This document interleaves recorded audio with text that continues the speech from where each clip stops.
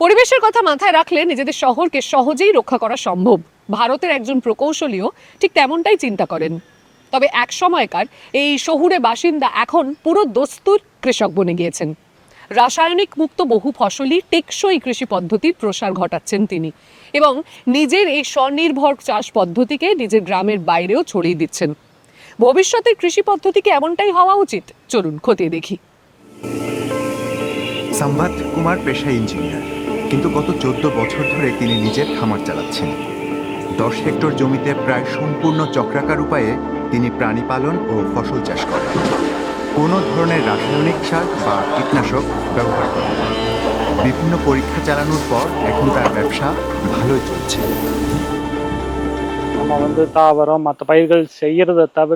আমাদের সমন্বিত খামারে ফসল, গবাদি পশু ও হাঁস মুরগির পাশাপাশি আমরা মাছ ও খরগোশও পালন করি।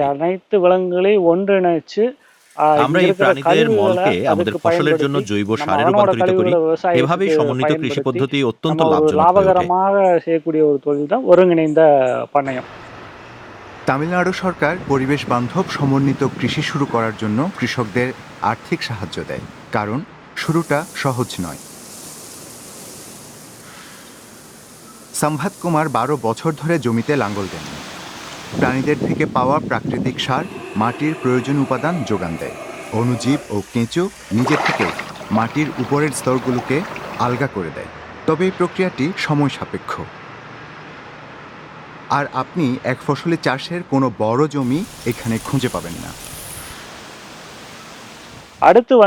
আগাছা নিয়ন্ত্রণের জন্য আমরা বহুফসলি চাষ পদ্ধতি অনুসরণ করি।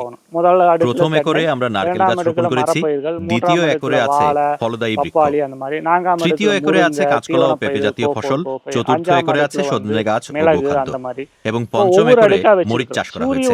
আমরা এগুলো সূর্যালোকের প্রাপ্যতা অনুযায়ী সাজিয়েছি।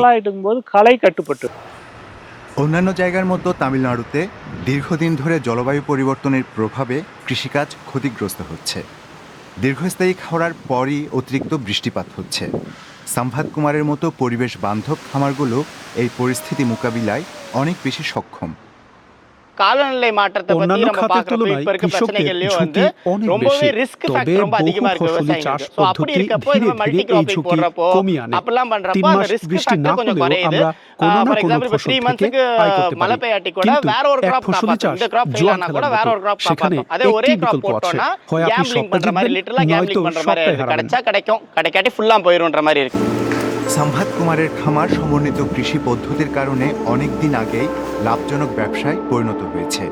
এই সফল পদ্ধতি স্থানীয় অন্যান্য কৃষকদের জন্য আদর্শ হয়ে উঠেছে।